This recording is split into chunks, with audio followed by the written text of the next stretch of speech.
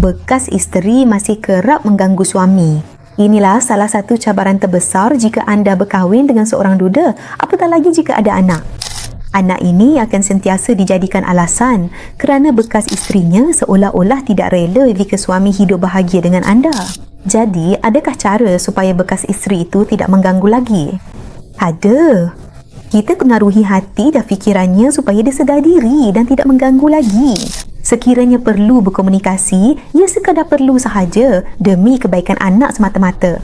Kerana namanya anak, sampai bila-bila pun tetaplah anak.